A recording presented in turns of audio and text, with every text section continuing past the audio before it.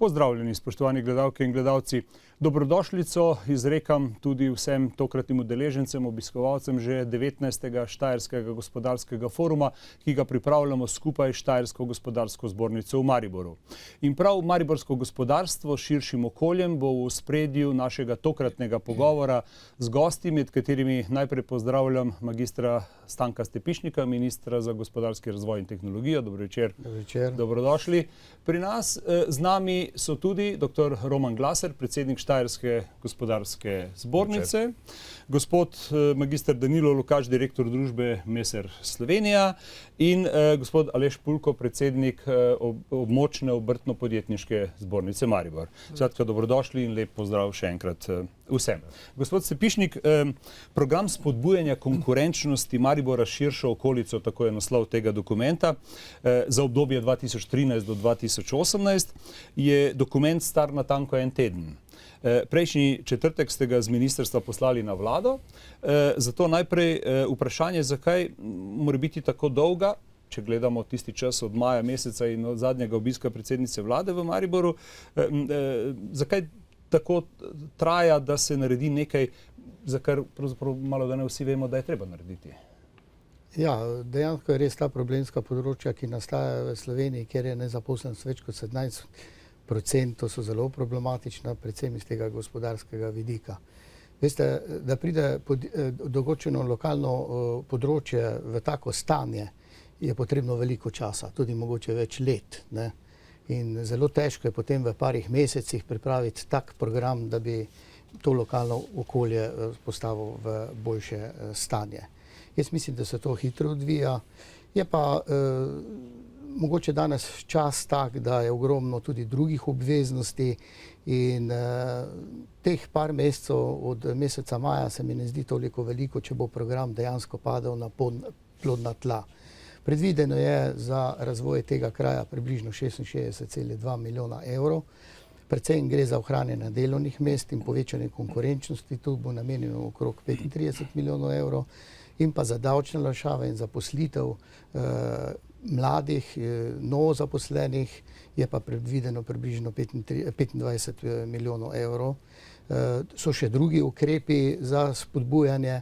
Je pa predvsem odvisno, ali bo ta denar, ki bo prišel v to okolje, dejansko prišel v neko področje, kjer jaz mislim, da Maribor ima razvito podjetništvo, ustvarjalnost, inovativnost, potem bo iz tega denarja nekaj nastalo. Če pa denar daš v neko okolje samo kot nek kapital in ne pride v prave roke, potem se pa to potroši in učinka ni nobenega. Vendar jaz verjamem, da bo to lokalno okolje širšo okolico Maribora, saj tudi jaz sem študiral v Mariboru, poznam približno malo, čeprav industrija je kar precej se zmanjšala v tem okolju. V zadnjem času vidim več trgovin kot pa industrije, ampak tu je le univerza tudi, saj je veliko tehničnega znanja in jaz mislim, da to okolje ima velike šanse, saj tudi v bližini, bi rekel, razvite Avstrije, da se postavi nazaj na tisto mesto, ki ga je imelo včasih pred 20 leti. Dovolite mi še eno podvprašanje za ta uvod. Kdaj pričakujete, da se bo ta program začel aktivno izvajati? Recimo, če dam samo tak primer, recimo ob ukrepu številka 3 na strani 9 tega gradiva piše naprimer takole: davčna olajšava za zaposlovanje v Mariboru, nekaj, kar ljudi zelo zanima v tem delu, se uporablja od veljavnosti začetka tega sklepa. Zdaj, če malo karikiram, če recimo čez 2 uri vlada sklene, da je program sprejet, lahko že od tistega trenutka naprej, ne vem, ljudje, ki imajo to možnost, vlagajo naprimer tudi vloge za davčne olajšave iz tega naslova. No, ta ukrep številka 3 na strani 9 dejansko pomeni to, ko bo vlada sprejela sklep, da se bodo pripravili določeni dokumenti in vsaj potrebni mesec dni, da se pripravijo ukrepi in bi rekel vsa dokumentacija, da se potem lahko izvaja. Tudi javni razpisi bodo letos izvedeni, vendar denar bo drugo leto prišel v to okolje. Hvala lepa. Sej, malo sem namenoma karikiral, ampak zaradi tega, da ljudem znamo praktično predstaviti, kako bodo te stvari šle. Hvala vam lepa seveda za te uvodna pojasnila in odgovore. Gospod Glaser, ali ukrepi, ki so načrtovani v programu pomoči Mariboru, zadostujejo in zakaj vse? Ja, to je, moram reči, silno zahtevno vprašanje, ne? Zdaj, brez dvoma ne bodo zadostovali in brez dvoma, jaz sem tudi trdno prepričan, to ne morejo biti edini ukrepi. Zdaj, to, na kakšen način se bo vlada ali pa se je vlada lotila sanirati stanje v tej regiji, je seveda po mojem v redu, je seveda sigurno pozno, je pa bolje kot prepozno. Sem pa prepričan, da v navezavi s temi ukrepi moramo seveda imeti sistemske ukrepe v državi. Če ne bomo na nivoju države napravili nekaj pogojnih pogojev ali pa ukrepov, potem seveda tudi ti ukrepi ne bodo dali teh vseh osnovnih vrednot. In torej, jaz ne vidim možnosti samo lokacijsko ali pa samo v tem prostoru ukrepe izvajati, ne pa na nivoju države izvajati. Kajti samo eno primerjavo mogoče bi rekel, ne. Če hočemo te ukrepe zelo dobro implementirati vsakdanje življenje in tisto, kar je za nas zelo pomembno, pritegniti tuje investitorje, ne more delati to samo Maribor z okolico, ampak mora delati tudi država. Torej, z nekimi sistemskimi ukrepi, z nekimi splošnimi, simboličnimi sporočili tako ugleda države, tako tudi tega, kar nas gospodarstvenike v danem momentu silno teži, to je country risk. Na osnovi tega smo si v tujini šibkejši, imamo drugačen ali pa slabši rating in seveda to je naloga tudi države in tu država s tem načinom mora prispevati. Seveda so še drugi, kot verjetno bomo kasneje tudi skozi to diskusijo razpravljali. Prepričan sem, da je to prav, da je na ta način država pokazala simbolično gesto, da razume težave tega prostora in da skuša pomagati, seveda bo ta prostor mora neizmerno mnogo sam sebe tudi mobilizirati in napraviti, ampak še enkrat, ne, tudi v tem kontekstu vidim jasno na drugi strani aktivno pomoč države in vseh akterjev v tem prostoru.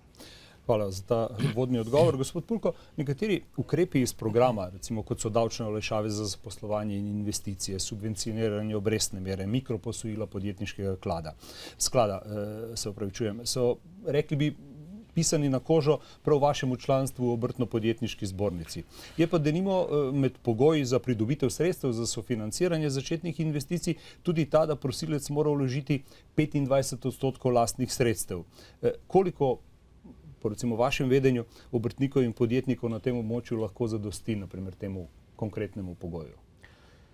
Ja, lep pozdrav tudi z moje strani. Seveda, gledajte, lastna sredstva so vedno vprašanje, bom rekel, kondicije posameznega podjetja. Vendar, če primerjamo vse ostale razpise, ki so v tem trenutku v Sloveniji, je ta odstotek nižji, kot so ostali. Osebno menim, da je v bistvu ta četrtina vložka, ki je nujno potreben kot lastni vložek, tisto zagotovilo, da bo preostalih 75% pravilno in pa, bom rekel, koristno porabljenih. Tako da iz tega stališča ne bi rekel, da je to nek zaviralni moment. Je nekaj drugih tistih, ki so mogoče višine, mogoče, ne vem, bonitetne ocene, ki so, bom rekel, v tem trenutku v Podravju slabše, kot so drugje, in jih je potrebno v programu ukrepov in pa seveda kasneje, ne toliko v programu ukrepov, kot pa kasneje v samih razpisih upoštevati. Dejstvo je namreč, da je podravsko gospodarstvo ali pa gospodarstvo v problemskem območju med leti 2007 in letošnjim letom v bistvu izgubilo kar nekaj odstotnih točk bonitete in to je tisto, kar je bolj problematično kot teh 25%. In smatramo, da je to prav in da bo tu realizacija zagotovo dobra. Gospod Lukač, kako vi kot gospodarstvenik, ki prodaja, če smem tako reči, izdelke, ki jih v gospodarstvu vsi potrebujejo, torej vidite trg in gospodarske razmere v regiji? Vam bi, recimo, če izhajam iz tega začetnega marketinškega pogoja, ki sem ga že omenil, da pač vaše izdelke vsi potrebujejo, moralo iti dobro? Ja, vesel sem, da vidite Messer v taki sliki, da nam gre dobro. Ja, sej nam gre dobro. Ne. To lahko potrdim tudi, pa so potrdili pred nekaj urami predstavnikov lastnikov, ki so potrdili plan za naslednje obdobje, torej za naslednje leto in tudi naslednja, v katerem je predvidena na večje investicije, ne, kar kaže na to, da verjamemo v ta trg. Pa nam vedno ni šlo dobro, ne. Torej so bili časi, ne samo krize na področju financ, na področju rezultatov, tudi drugačne so bile. Leta nazaj je marsikdo in marsikje videl tujo naložbo kot ne vodi ga treba. Ne. In verjemite mi, da takrat slika ni bila taka. Ne. Torej, znotraj smo to bolj čutili kot navzven. In ker smo verjeli vase, ne, smo enostavno vztrajali, ne, in očitno se, kot pravite vi, to splača. Torej, par zgodb, torej preden, zakaj smo uspešni, ne, torej, kaj pravzaprav je Meser, kdo je Meser. Torej, družba Meser Slovenija je del mednarodne korporacije ali pa rečemo večjega združenja Meser, ki zaposluje preko 5000 ljudi, ima družbe v skoraj vseh državah, v Evropi, ja, po svetu, na različnih kontinentih. Letna realizacija preko milijarde.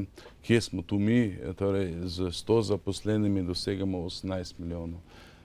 Zgleda malo, ni pa tako malo, ne? Torej, če veliko stvari združi z malo, dobi se eno veliko, ne? Smo pa pomemben faktor v celotni zgodbi, ne samo zaradi tega, ker smo pač na tem področju, ampak tudi zaradi tega, ker imamo zelo dober razvoj, ne? Na tem pravzaprav bazira naša zgodba. Ja, tako kot ste rekli, prisotni smo v vseh gospodarskih panogah, to je naša prednost vsekakor.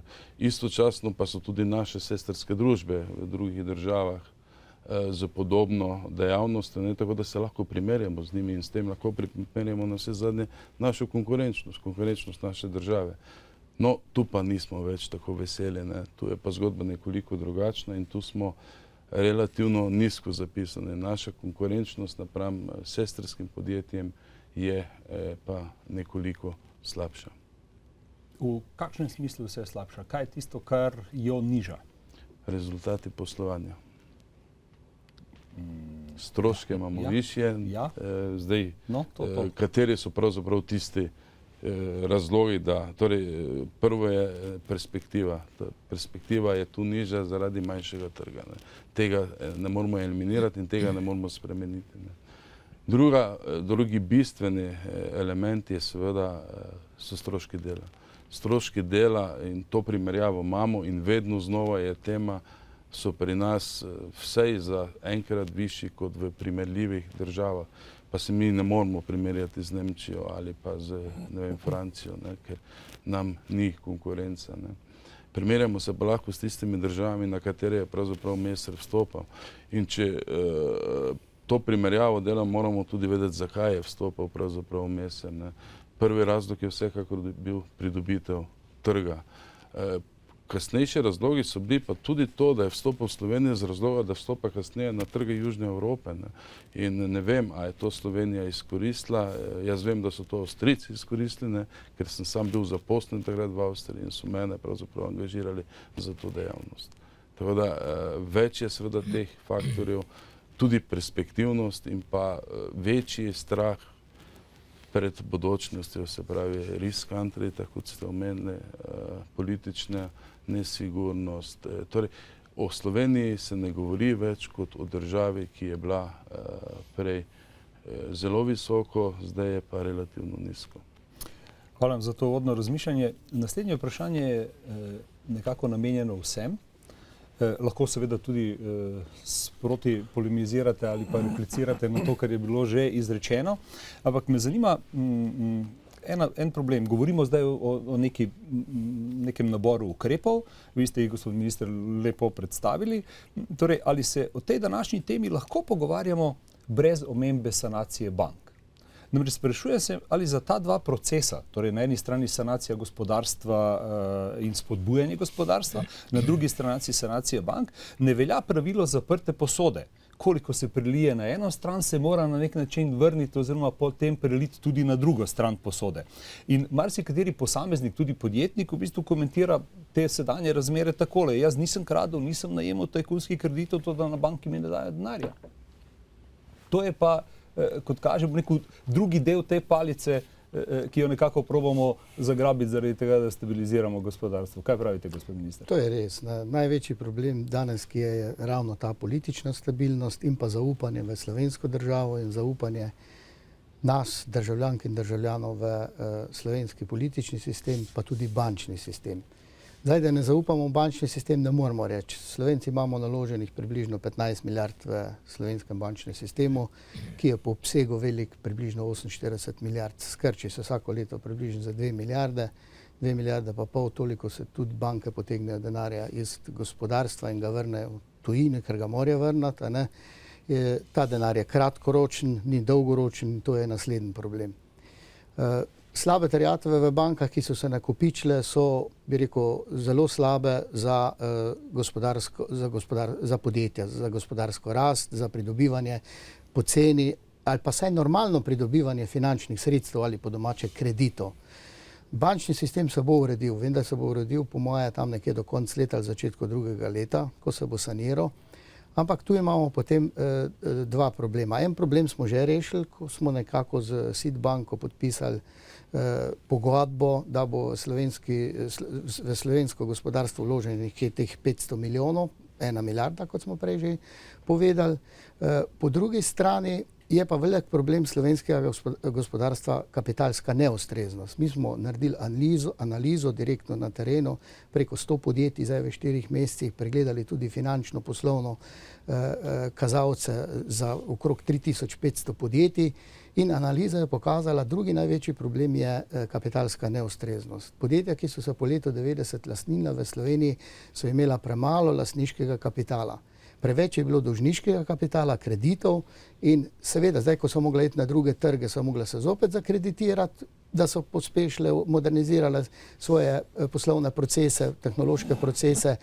Prišlo je malo do krize v tujini, znižala se je cena in podjetja so nekako padla v likvidnostno past. To so dobra podjetja, tista, ki imajo trg, ki imajo izvoz, ki imajo tudi konkurenčnost, ki imajo tudi absorpcijsko sposobnost uvajati nove tehnologije in imajo tudi kadre v svojem podjetju.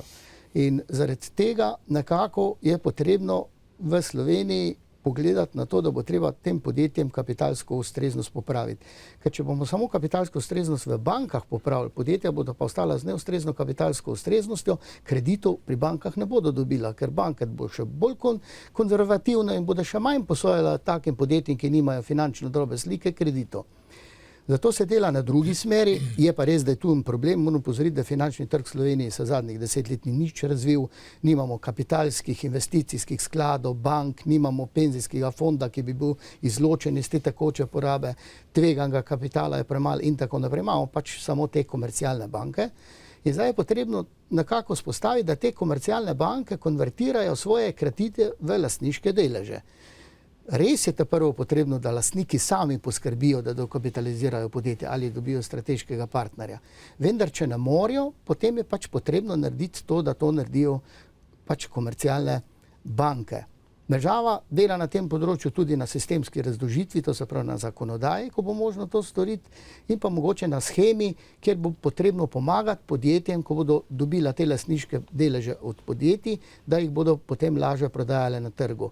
Tu zopet nimamo razvit, bi rekel, tako kot eni državi, ki ima dolgo dobo kapitalizma, borze za prodajo teh lastniških deležev. Imamo ta SDH, družbo za upravljanje terjatev bank, prek katere bi mogoče lahko kaj naredili. In to kapitalsko ustreznost je potrebno v Sloveniji popraviti. Poprečno 1/3 dobrih podjetij ima samo med 25 pa 35% lastniškega kapitala.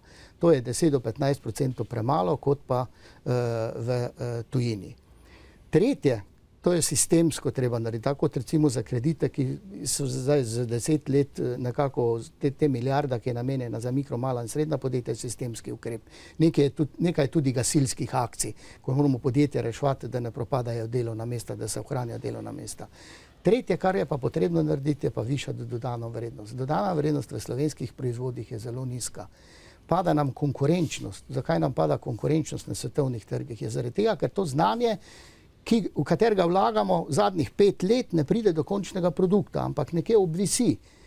Produkti se ne novelirajo, ne inovirajo, ne spodbujajo na trgu nove potrebe in zaradi tega nam konkurenčnost na svetovnem trgu pada. Zato bo treba tudi nekaj narediti na tem področju. Tu se pripravljajo pa ukrepi z voucherji, da bi določen 30% tisto, kar se danes financira raznih institucij, se podelili voucherje dobrim podjetjem, tistim, ki so res razvojno, raziskovalno, izvozno naravnana in tudi izvozno naravnana, in da oni s temi voucherji potem poiščejo tiste inštitucije pa raziskovalce, ki imajo taka znanja, da bodo koristila konkretnemu proizvodu ali storitvi. In na ta način lahko zelo hitro spravimo znanje v končne produkte. Sistemsko na dolg rok pa to pomeni samo več raziskav, več razvoja, več spodbujanja in vlaganja v kreativnost, ustvarjalnost in pa inovacije. Tega nam manjka.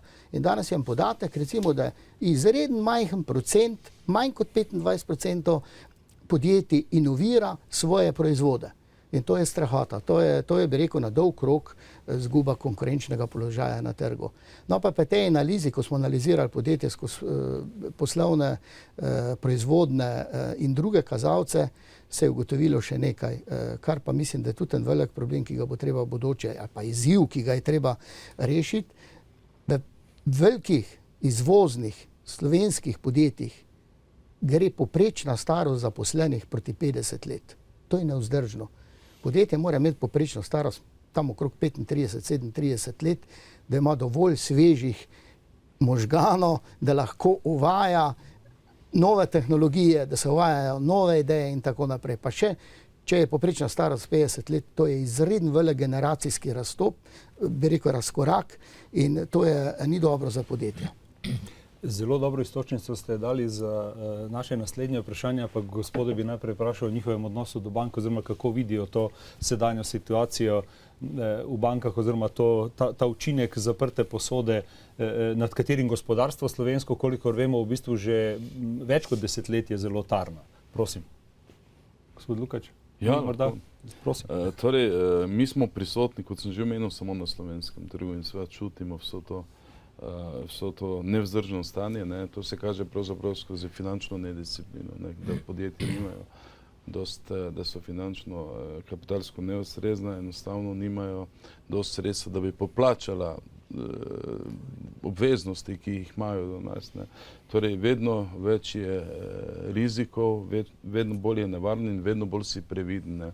In vedno bolj je previden tudi lastnik, ne, vedno manj verjame, da bo te stvari poplačane. Zdaj mi imamo svojo sistemsko banko, seveda znotraj celotne skupine, kar nam olajša precej zadeve. Nimamo teh težav, ne, da bi seveda koristile, nažalost, ne, slovenske banke, pa tudi vprašanje, če bi zdržali, ne, seveda če bi zmogli ta strošek, ne, tako da te zadeve se iz leta v leto poslabšujejo, ne, in prihajajo resnično v kritično področje, kjer bo potrebno zelo hitro narediti nekatere spremembe. Gospod Glaser, vaš komentar? Ja, zdaj, krog bank bi lahko imeli celi forum, verjetno, ne, pa še nekaj. To pa je res. Zdaj, mi moramo biti realni in pošteni, ne, da se to, kar se je bankam v Sloveniji dogodilo, ni zgolj v Sloveniji dogodilo, ne. To je pravzaprav svetovni problem, evropski, da ne rečem, kako so nekatere banke bile še v bistveno slabših pogojih in slabših kondicijah od Lehman Brothera dalje in tako dalje. Torej, situacija v bankah seveda je težka, brez dvoma je težka, in to zdaj pravzaprav vodijo slovenske banke, medtem ko so tuje banke postale relativno rezervirane, tiste, ki so v Sloveniji. In razmerje med sanacijo bank in sanacijo gospodarstva pravzaprav ne gre v danem momentu čisto v roko v roki. Banke se na vse silo, tudi za strani vlade in vseh drugih inštitucij, skuša sanirati, medtem ko gospodarstvo pač pravzaprav sama sebe na nek način skuša generirati pa preživeti in daje vse te osnovne pogoje vitalnosti, ki ga je slovensko gospodarstvo pokazalo. Jaz naj spomnim na leto 1992, ko je Slovenija seveda postala nova država in je razpadel trg in tako dalje, so slovenska podjetja znala preživeti. Jaz si seveda ne znam predstavljati drugače, kot da se bo res silno hitro in odgovorno pristopilo k tej sanaciji, me pa skrbi nekaj drugega. Da se bo seveda sanacija bank napravila, ni pa nujno, da bo v tem koraku tudi sanacija gospodarstva. Zaradi tega, ker bo pravzaprav enako razmerje, da bo bankam likviden denar manjkal, namreč mi moramo upoštevati eno, banke so tudi inštitucije gospodarskega karaktera in ko dajo kredite, seveda s tem tudi zaslužijo. obrestni prihodki vsem slovenskim bankam radikalno padajo. Torej, če obrestni prihodki bankam padajo, njihovi stroški pa paralelno se temu ne zmanjšuje, bo zmeraj manj likvidnega denarja v bankah. Banke bodo načeloma sicer sanirane, lovile bodo svojo kapitalno ustreznost, na tej strani pa seveda z manj plasmanom svojega denarja manj zaslužile, torej ponovno ne bo tega generirane denarja. Torej iz tega zornega kota se jaz načeloma bojim tudi tega, da ne bomo premagali nekaj, kar bi seveda morali, da bi slovensko gospodarstvo prišlo do likvidnosti in da bi lahko izkoristilo potence, ki jih v danem momentu ima. Jaz se tu z ministrom absolutno strinjam. Če mi ne bomo v danem momentu zelo hitro začeli razvijati novih produktov in vsi, ki smo v gospodarstvu nekaj let, vemo, da se en produkt ne razvije v pol leta, ampak da to rabi še eno časovno determinanto, še huje pa, da ga etabliraš na nekem trgu. Torej, rabiš neko dimenzijo. In čim dalje se bomo odmikali od tega, da slovensko gospodarstvo ne bo dobilo svežih denarjev, da bo investiralo v sodobno tehnologijo, razvojnike, trg in tako dalje, tem bolj bomo odstopali od tega razmerja. In mi bomo lahko prišli v nekem trenutku, da sicer bomo sanirali bančni sistem, ker verjetno ga bomo, na kakšen način seveda se bo naslednje obdobje pokazalo, ampak bomo imeli težave, ker seveda bo gospodarstvo v drugem letu še zmeraj tako lačno ali pa potrebno denarja, tudi glede na to, da je kapitalno slabše ustrezno. Zdaj tu seveda so dikcije zelo različne. Ne? Nekdo govori, da leverage ratio naj bo 5, drugi 8 in tako dalje. Med temi razmerami je silno veliko vprašanje in dimenzija. Ampak resno je, da slovenskemu gospodarstvu pravzaprav v masi denarja manjka in da bomo mi morali tudi na tej strani nek premik napraviti, kajti če ne bo država prišla z boljšim rejtingom na trg po novo vrednost denarja, kajti 6,5 obveznice države je seveda problem za državo in problem za gospodarstvo. Vsi skupaj vemo, da na osnovi tega ne moramo karkoli pričakovati. Če se na tej strani ne bo dogodil premik, potem seveda tudi svežega denarja v generiranje gospodarstva ne bo in tudi to, kar je minister prej rekel, ne bo se tudi ta obrat dogodil. Torej jaz mislim, da je prepletena zgodba silna, da bo potrebno neverjetno mnogo aktivnosti, sodelovanja, razumevanja, ampak najmanj to, kar se nam v danem momentu dogaja, da seveda banke silno razvlečejo te reprograme ali pa sanacije posameznih podjetij silno dolgo in da prije pravzaprav do zadnjih 3 ali pa 4 minute, ko se na silo potem nekaj napravi in pravzaprav že skoraj da podjetje v težki situaciji, da preživi. Zdaj nočem podarjati, vi nekateri veste, na katero podjetje v vašem prostoru, v mariborskem prostoru ciljam. Ampak jaz vidim, da je problem tudi ta silna operativnost pri bankah. Banke danes se silno bojijo vsega dogodka. Torej, najbolj so zadovoljne, če čistnično napravijo. Torej, čakajo na neki, bi rekel, silno zunanji vpliv in ne bi nihče danes v tej situaciji hotel biti odgovoren. In še nekaj, ne. Mene skrbi to, ne.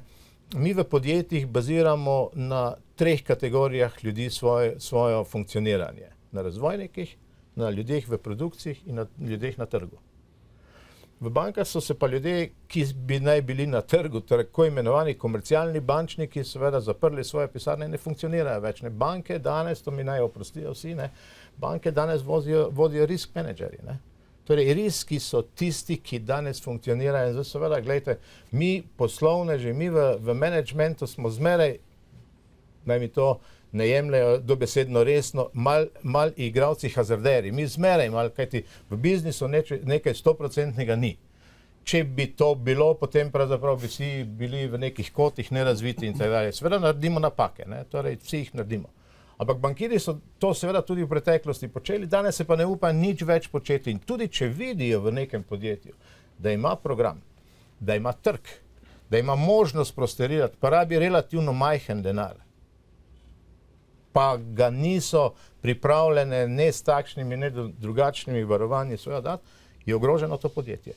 In potem se seveda ne dogodi, da se ogrozi samo to podjetje, ampak na njega je vezanih, ne vem, toliko takšnih in drugačnih manjših podjetij, infrastrukture in ne vem še česa. Torej, tu me malo to skrbi, da ne najdemo pravzaprav res tega razumevanja. In jaz sem tako dolgo v tem poslu, ne, da se spomnim tistih nekdanjih časov, v bankah tistih oddelkov, ki so pregledovali poslovne načrte na posameznih sklopih. Zelo natančno, zelo intenzivno, zelo trdo in če so pa funkcionirali, potem je seveda banka bila zelo benevolentna, da je stimulirala tisti razvoj. Tudi to bo mi minister mogoče predel tudi v času pred 9 leti, ko so bile tudi slovenska podjetja podhranjene kapitalno neustrezno. Ampak so banke znale podpreti produktne sklope, nove investicije, nove tržne nastope, ker so seveda verjele in razumele proizvojne programe. Jaz danes verjamem, da jih banke razumejo, ampak ne upajo se več ničesar napraviti in če tega ne bomo prebili, prelomili, potem si jaz res ne znam predstavljati, kako bo sanacija 2016 ali pa 2017 izgledala, če bomo mi imeli v letu 2014 ali pa 2015 bančni sistem koliko toliko saniran. Ampak gospodarstvo pa bo v silno veliki težavi, zato moje pričakovanje mogoče je malo preveč idealistično je, da bi vendarle zdaj na tej strani pa vlada in Banka Slovenije pa morala z tem nekim svojim sistemskim ukrepom začeti pa vendarle reči, ok, to so pa tisti programi ali pa tisti sklopi ali pa tista podjetja, ki se jih splača na takšen in drugačen način močneje stimulirati tudi na račun tega, da bo seveda prišel nek denar tudi v podjetja, ki niso čisto kapitalno ustrezna, ampak imajo programe, imajo trge, imajo produkte in tu smo danes v silno velikem razkoraku, ampak še ta zadnjo mojo misel, ne, če tudi danes pogledamo to črno situacijo v tej deželi, to vse, kar se nam dogaja in vse, kar nam skuša nekdo zmeraj bolj narisati kot zelo slabo, imamo pa nekaj svetlih točk, ne? Vendar imamo malo še izvoza, ki celo raste. Torej, še vedno to počenjamo. Jaz vendarle mislim, da je kisik dežele, ne gospodarstva, kisik dežele je izvoz. Ne? In to se mi zdi, če bomo to zapravili, če bomo to, kar v danem momentu še res nosi Slovenijo, kajti zunaj, jaz vam res lahko rečem, jaz sem v podjetju, ki je prisotno v 20 državah. Mi smo zgubili rejting kot država, nismo pa ga zgubili rejting kot podjetje. In zdaj branimo to, ne? Res branimo in če bomo to znali obraniti, bomo potem tudi seveda te krize v naslednjih nekaj letih lahko premagali, kajti brez dvoma na svetovnem trgu kapitala je. Ja, prosim, izvolite. Mogoče, mi smo pač zdaj v Evropi, ne, in jaz bojim se, da nas je zapadla ena taka apatičnost, ker smo v neki veliki družini in čakamo, da bojo drugi kaj za nas naredili, ne, ampak ne bojo nič naredili. Tudi recimo glede bančnega sistema, mi smo mislili, da bomo to kar hitro uredili, vendar smo dobili iz Evrope signal, da je pač potrebno narediti še neke teste in tako naprej. In to se zdaj zopet čaka, 1 mesec, 2 meseca, 3 mesece. Ko bodo ti testi narejeni, bo neka slika in vprašanje, kaj se še bo spet zgodilo, da se bo čakali. In to čakanje je zelo škodljivo za gospodarski sistem, ker pač ne dobi ustrezne finančne podpore. Mislim, da Slovenci se bomo morali zavedati, da sami bomo mogli urediti to situacijo, ki jo imamo in noben drug nam jo ne bo. Kvečemo, če bo prišel, bomo hudo plačali to. Če bomo sami to naredili, bomo veliko manj stalo, kot pa če bo nekdo drug prišel, po moje bo cena dosti višja. Gospod Pulko, tako vam dal besedo, samo sem hotel morda tudi kot vam izziv. Namreč spomnili si bomo pred leti, ko je imela celjska Kovinotehna težave. In takrat, ko sem se jaz spraševal, zakaj ima težave, so mi rekli, ja, ima slabo kapitalsko neustrezno, zadolženi so, to bo problem, kako se bodo rešili in tako naprej. In za primerjavo so mi dali Kranjski Merkur. So rekli, veš, Kranjski Merkur ima pa več kot 80% lastnega kapitala, oni ne bodo nikoli propadli. To je res, ampak Kranjski Merkur se je izčrpal zaradi menedžerskega lastninjenja. To je zopet tisti problem, ker ni lastnega kapitala. Je to dolžniški kapital od znotraj. In to je napaka, bi rekel, pač Slovenije, samo tako je bilo, zakonodaja je tudi to dopuščala, take so bile usmeritve in jaz dvomim, da so ljudje kaj veliko narobe naredili, če so tako šli, razen če so kaj pač mučkali med sabo in tako naprej prali, ampak taka je bila orientacija. Po letu 90 se je bilo treba ulastniniti in mi smo imeli teh 42 načinov lastninjenja plus še management buyout, management in tako na druge oblike. In premalo je bilo lastniškega kapitala in to se danes pozna. In tako kot je bilo rečeno, Sloveniji kronično primanjkuje kapitala, denarja. Gospod Pulko, imate besedo. Hvala lepa. Ne, mogoče bi se zdaj navezal, preden grem na banke, na to zadnjo tezo. Glede, lastninjenje se je moralo zgoditi, ne? In takrat je bilo verjetno dobronamerno to lastninjenje narejeno v bistvu v nacionalnem interesu z domačimi in tudi menedžerskimi odkupi. Žal, ne samo to, tudi kriza vse skupaj pač pripeljalo do tega, pa mogoče po mojem mnenju tudi v danem trenutku, ko se je to že zgodilo, nekateri sklepi prejšnjih vlad o zelo hitrih zamrznitvah takšnega financiranja so dali v bistvu tisti udarec, ki je nekaj od teh podjetij, ki je danes propadlo, mogoče postavilo na rob propada. Če bi bilo malo več strpnosti, mogoče drugačni ukrepi bi izpeljali to, da bi, ne vem, ta podjetja mogoče danes še živela, ali pa vse nekaj od teh podjetij. No. To je mogoče moje osebno mnenje. Pa govorimo seveda tudi iz mariborske izkušnje, zaradi tega, ker smo ravno tu imeli take primere. Tudi, ja. Kar pa zadeva bančni sektor, pa so v bistvu predhodniki zelo veliko povedali, kar je ves čas pri meni tisti dvom in je bil povedan na mnogih vladah, ki so prišli v Maribor, je ravno to, kar je minister sam ugotovil prej, da bo bančni sektor saniran, v bistvu bo mogoče tudi povečal svoje dobičke v globali, gospodarstvo bo pa ostalo brez financerja. In tu je v bistvu kronična ali pa slaba stvar, ki se bo zgodila. Financiran bo strani seveda prebivalstva, tega iste strani bi moralo biti po mojem tudi financirano gospodarstvo, tisto, ki ima, kot je bilo rečeno, ki ima perspektivo, ima, ne vem, izdelke, ima kupce, ima razvoj, ima kadre, pač vseh tistih 5 komponent, ki je potrebnih, da podjetje lahko normalno funkcionira, in tega se bojim, da se ne bo zgodilo.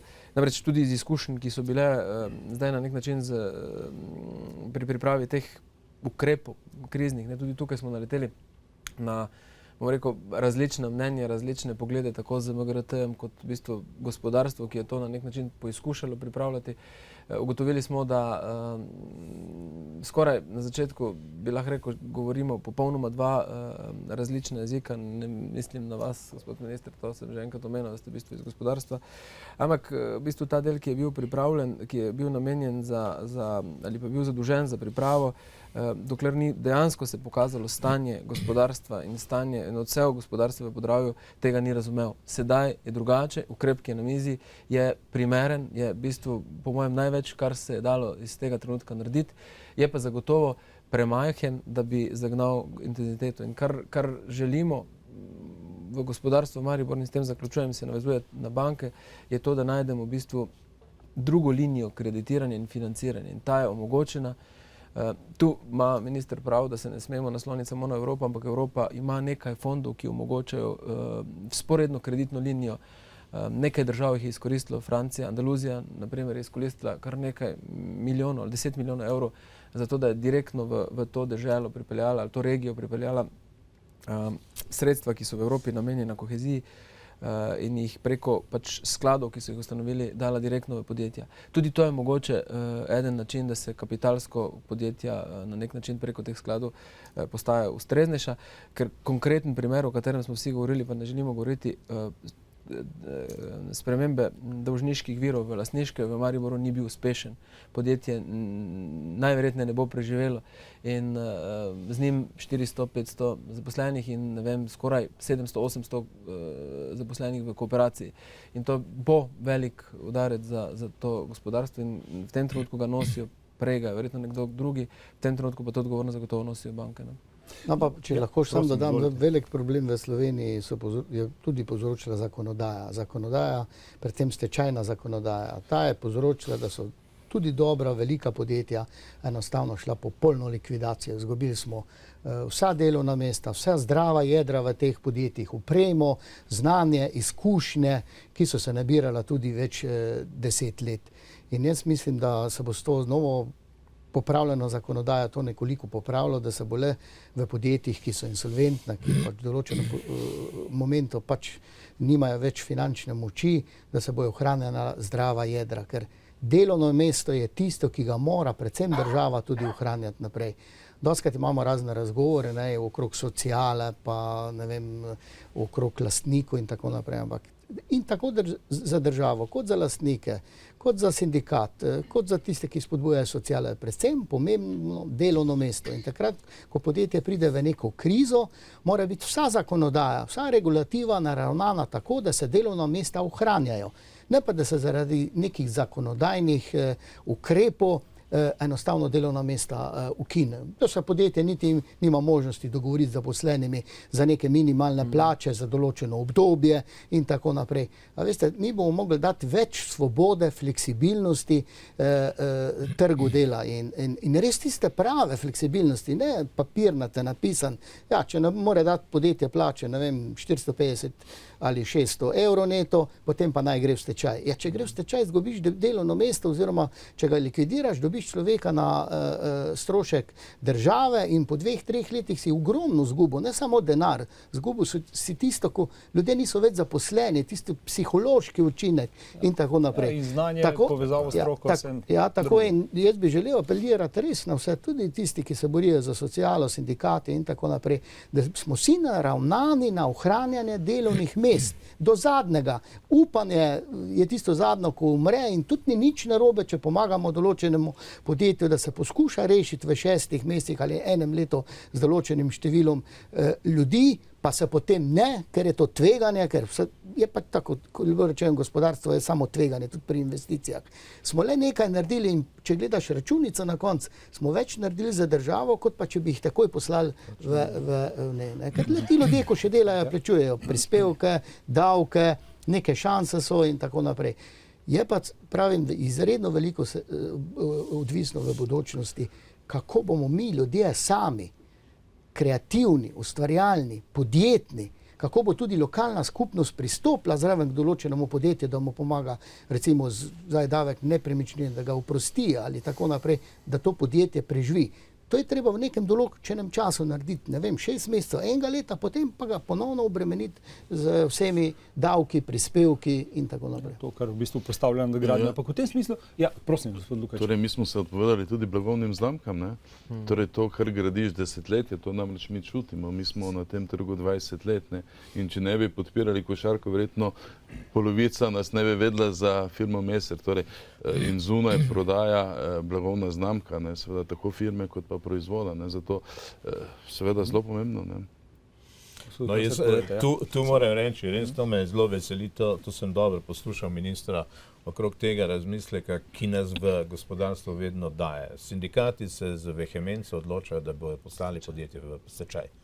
To se mi zdi, da je strahotna napaka in nerazumevanje. Samo bom navedel en primer enega znanega evropskega podjetja, upam, da mi ne bodo zamerili, da ga bom uporabil, KTM, vsi poznamo. KTM je pred silno dolgimi leti nazaj bil v strašni krizi. Je bil tik pred zgubo trga, slabi produkti so bili in tako dalje in tako dalje. Torej, bili so zreli za stečaj, najbolj so bili zreli za stečaj. Kaj se je odločil? Direktor je prišel pred ljudi in je rekel, fanti in punce, imamo šanso mogoče, da bomo preživeli, ampak mi 6 mesecev ne bomo imeli plače. Ampak napravimo, jaz sem prepričan, da lahko, pomagajte, vsi skupaj bomo naredili, razdelili si bomo, kar nič nimamo, torej razdelili si bomo nič, ampak probajmo napraviti. Danes je KTM veliko, pomembno, dobro podjetje. Mi smo pa s tako lahkoto zapravili cel gradbeni sektor. Nikoli ga več ne bomo imeli, ne? Pa ne takega, ne. Zapravili smo neke branže, kar tak širokogrudno in točno to, kar pravi minister. Zapravili smo delovna mesta, pa če so bila slabo plačana, če so še zmeraj dobila 750 evrov plače, so ti delavci prispevali v državno blagajno 200 evrov. Še vedno so nekaj generirali. Zdaj so pa prišli na borzo in so dobili od države samo seveda podporo. In v tem kontekstu ne morem zborničnega gledanja povedati vendarle še eno misel. Poglejte, danes v tem trenutku, ko je res država v težavi, ko res rabi mobilizacijo, ko res rabi na nek način koncentracijo naših idej, razmisleka, odpovedovanj in želja po uspehu, se mi ne znamo odločiti, in res to vem, da bom naletel na silno veliko kritiko, ne znamo se odločiti, da bi delali dogovorjeno v podjetjih, dogovorjeno v Sloveniji 2 ali pa 3 leta, 8 ur efektivno na dan. Tega se nismo v stanju dogovoriti, pa sem trdno prepričan, da teh pol ure več dela je napor. Se strinjam, nam, ki sedimo v pisarni, je lažje. Ljudem za trakom je težje. Ampak če ljudem to znamo interpretirati, da je to pogoj za preživetje, to ni pogoj za izboljšanje. To je pogoj za preživetje v tej državi. Poglejte, koliko bi se naša produktivnost dvignila. kak velik prispevek bi na tej strani bil, seveda bi ostale malce plačane kot malce. Seveda delovni čas bi se efektivno spremenil. Jaz mislim, da je to v danem momentu verjetno relativno najmanjša žrtev, bistveno manjša žrtev, kot pa posegati v plačno politiko ali pa v pokojnine ali pa v zdravstvo ali karkoli. Ker to lahko res da neko dodano vrednost in jaz sem prepričan, jaz sem to doživel v lastni firmi v letu 92 in 93, ko nam je šlo strahotno slabo. Ko nam je šlo res strahotno slabo, sem šel pred ljudi in jih prosil, delajmo vsak mesec eno dodatno soboto, delajmo brezplačno, samo malce boste dobili. A veste, kaj so ljudje rekli?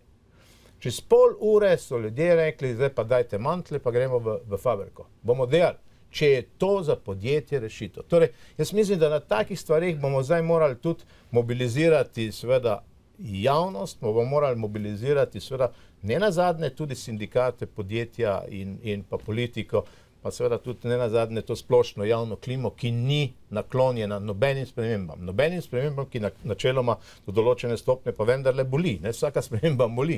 Ampak jaz mislim, da bi morali to tudi v takem kontekstu danes razmišljati in seveda jaz bom, dokler se bom lahko trudil, vedno zagovarjal to idejo. Če lahko tole dodam, recimo slovenski gospodarski sistem, to je teh 48 tisoč podjetij, ki oddaja poročilo AEPES-u, ustvari približno 78 milijard prihodkov na leto, ima pa izredno skromnih 18 milijard dodane vrednosti. Če bi te pol ure spravili v efektivo, ostalo pa ostane isto, potem bi lahko povečali, to je 1/16, bi lahko povečali obseg poslovanja za 5 milijard Sloveniji in dodana vrednost bi narasla za 1 milijardo. To se pravi, se nam bi takoj družbeni produkt dvignil na 36 milijard, to pomeni več denarja tudi za socialo in tako naprej, manj skrbi druge. In tak dogovor bomo morali najti tudi pri nadurah. Poglejte, nadure so predpisane. Ja, podjetje dobi večji obseg dela, ima specialna dela, vse to niso tista navadna dela, recimo, ko z lopato mečeš pesek v mešalec, ampak specialna dela, ker so ljudje strokovno usposobljeni na določenih strojih in ne sme delati. Ne sme se z delavcem dogovoriti, da dela več kot tisto, kar je minimalno, 20 in tako naprej ure. Pa to je nonsens. Če se ti z delavcem zmeniš, pa ja boljše ta delavec na svojem delovnem mestu, ko je usposobljen, zasluži nekaj dodatnega denarja, kot pa recimo, da gre popoldan delati na sivi trg, pa gre igrati v gostilno, tam v nek bend pa zasluži in tako naprej.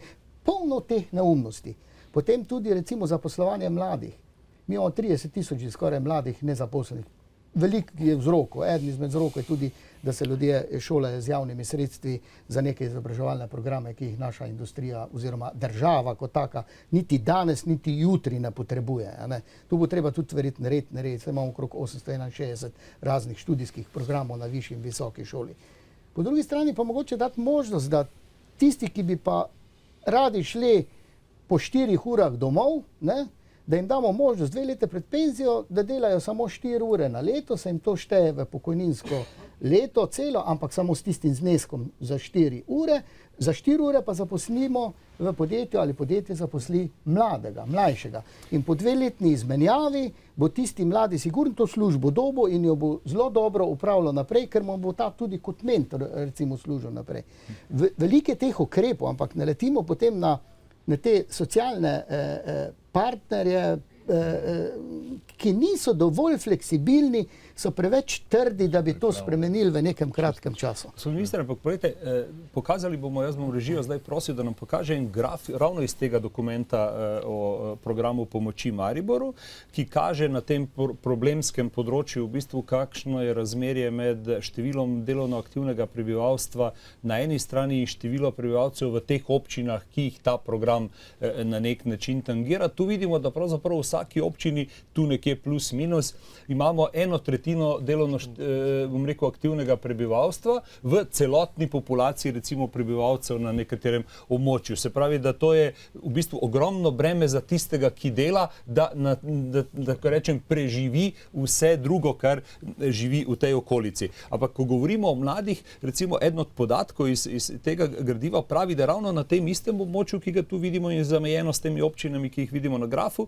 se v bistvu prebivalstvo stara hitreje od slovenskega povprečja. povprečja. Ne samo, da je ta brezposelnost 7,7% in še več v bistvu višja kot je slovensko povprečje, ampak tudi stara se prebivalstvo. Se pravi, ti mladi ljudje, ki so na univerzi, ne vem, ki na Imagine kupu Microsofta zmagajo, ki ne vem, gredo v Volkswagen in so največji oblikovalci avtomobilov v zahodnoevropski avtomobilski industriji, tukaj v tem okolju ne preživijo, ampak odidejo v tujino. Torej ta know-how, ta dodana vrednost, o kateri se pogovarjamo. In zdaj, tu bi vas nekaj rad vprašal, zaradi tega, ker zaradi časa se mi zdi, da moramo ta sklop vprašanj še dodelati, evropska sredstva. Mi velikokrat govorimo in velikokrat v manjših okoljih, ker tu govorimo, vidimo, da je tudi zelo veliko malih občin, pri evropskih sredstvih slišimo, ja, ni projektov, ampak veste, zdaj pa mene zanima ena druga logika. Logika, ki zadeva tudi odgovornost vlade.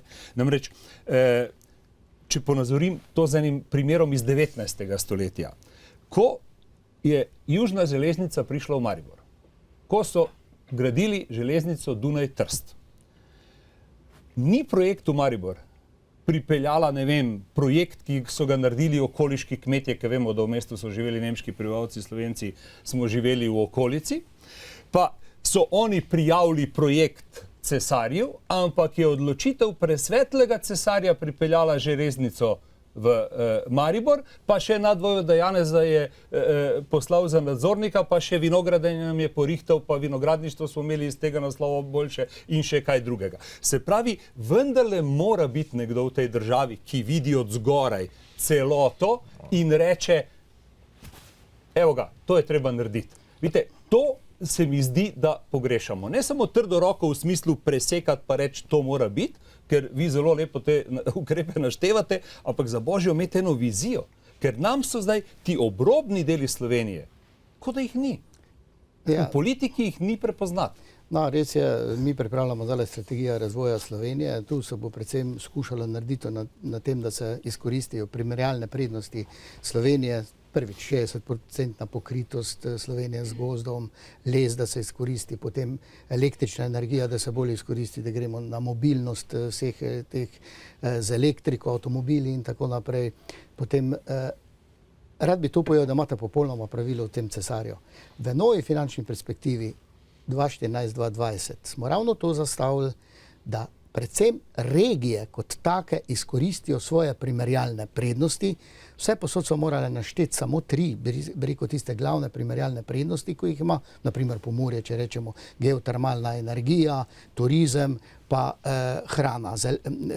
Hrana je zelo pomembna, da imamo samo oskrbo zelenjava, ker je energija, voda in tako naprej, ogrevajo lahko mesto z toplo vodo, lahko se zdravilišča delajo, pa še drugi produkti iz tega.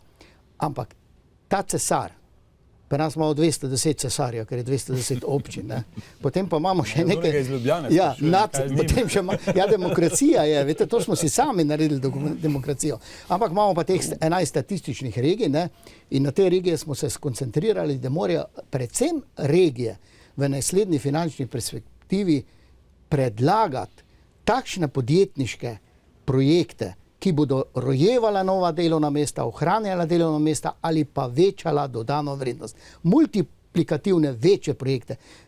Karikiram. Zvrta 3 nove luknje tam v Murski Soboti, potem pa razvijati zdravilišča, ogrevanje, vrtove in tako naprej, povečati samo oskrbo zelenjave iz 35% na 80%, turizmu in zdravilišču dati vrednost. In to velja za vsako regijo. Mi smo bili zdaj v vsaki regiji in v vsaki regiji smo to govorili. Zdaj, kako se bo to dogovorili med sabo, pa da bodo res to naredili, to je izredno težko v Sloveniji doseči. Ne moreš pa ukazati, ker je demokracija. In veste, da imajo ti razvojni sveti po regijah dosti večjo moč kot pa recimo ministrstvo. Oni se potem odločijo, tole bo. Ne? In običajno je bilo tako, saj v tej finančni perspektivi prejšnji 2007-2013, da bomo zapravili 4,8 milijarde evrov, pa imamo vedno manj delovnih mest, da naredili smo pa izredno veliko nekih objektov, ki jih je potrebno zdržovati, ko za njih niti denarja ne bo dovolj. Veliko smo dali betone, asfalte in tako naprej. In ta miselnost se bo morala v Sloveniji spremeniti. Vse je potrebno, da se izenačujejo regije tudi s tem denarjem, recimo v razvoju in tako naprej. Vendar tudi lokalne skupnosti bojo morale imeti pred očmi, da je predvsem morajo imeti zaposlene ljudi. Nič ne rabijo, fine ceste, mrliške vežice, bazeni, ne vem kaj, če imaš nezaposlene ljudi. Zdaj ste spet žogico prenesli na okoliške kmete. Dobro. Malo se šalim. Jaz mislim, da moramo skupaj sodelovati in da to misel, ki jo mi govorimo, morajo oni dojeti. Morajo to sprovediti. Sam ne moreš pa jih prisiliti. Nimaš nobenega mehanizma, da bi jih prisilil. Oni se pač odločijo. Prostite, ampak da vas vprašam še eno stvar, mislim, da bodo to seveda ostali sogovorniki tudi zmogli uspešno pokomentirati. Vprašanje velikih infrastrukturnih projektov, tako kot prej vprašanje bank v bistvu, ta sanacija, pomoč in tako naprej, to, kar je tudi gospod Glaser prej rekel, kako smo uničili gradbeni sektor in tako naprej. Mi še vedno ne znamo v tej državi odgovoriti. In to je tisto cesarjevo, ko mora cesar s svojim žezlom udariti po mizi pa reči, tako bo. Mi ne znamo, kdo nam bo gradil železnico in obnavljal. Ker Avstrijci pripravljajo novo gradnjo železnice Dunaj-Trst. Mislim, tam tudi cesarja nimajo že dolgo, pa demokracijo imajo, pa so se zmenili, da bodo to naredili. Pa Pirnsko hočejo potegniti od Salzburga do Zagreba, zdaj ko je Hrvaška v Evropski uniji. Ampak ali vemo mi v Sloveniji, kdo bo to delal na naših tleh, na našem ozemlju? Da sploh ne bomo rabili Martina Krpana. Ja, veliki infrastrukturni projekti so zelo pomembni za Slovenijo. Predvsem prednost imajo energetski. Mi imamo dovolj vodne energije, na Srednji Savi bi lahko zgradili še 10 hidroelektrarn, v Spodnji Savi še 2, tu v bližini Kozjak, vršna hidroelektrarna, ko je vsa dokumentacija pripravljena, vrednost investicije 320 milijonov evrov. Problem je zdaj civilna iniciativa, ki ljudje ne dovolijo daljnovoda 480 kV po zraku, po zemlji. Ampak to bi se tudi še našlo. Dobro, imamo pri hidroelektrarnah neke zvezdoglede ribe, ki ne vem, so menda samo 3 v Sloveniji, druge imamo neke žabice, potem imamo metulje in tako naprej. Slovenija ima 37% Nature 2000 in to tudi mogoče premalo izkoristimo v neki drugi smeri in tudi mogoče več bonitet od Evrope dobimo, ker imamo tako velik del zemlja, habitate in razvito to biotsko raznovrstnost. Ampak jaz mislim, da bomo to v bodoče izkoristili. Drugi največji problem, ki smo si ga sami naredili, mi si sami delamo težave, tako kot pri koriščanju evropskih sredstev, tudi pri velikih infrastrukturnih projektih, umeščanje v prostor. Če hočeš nekaj umestiti v prostor, traja nemogoče dolgo, 2 leta, 3 leta in to je velik problem. To je naloga zdaj, da rešimo za to vlado, da naredimo v čim krajšem možnem času. Smo bili v Slovenj Gradcu pri enem podjetju in moral narediti fasado na eni steni, ker zraven potok mora dobiti dovoljenje od vodno-gospodarske Arsota, ne? So dali vlogo in po enem letu so dobili odobritev, da lahko tisto postavijo oder in tisto fasado naredijo.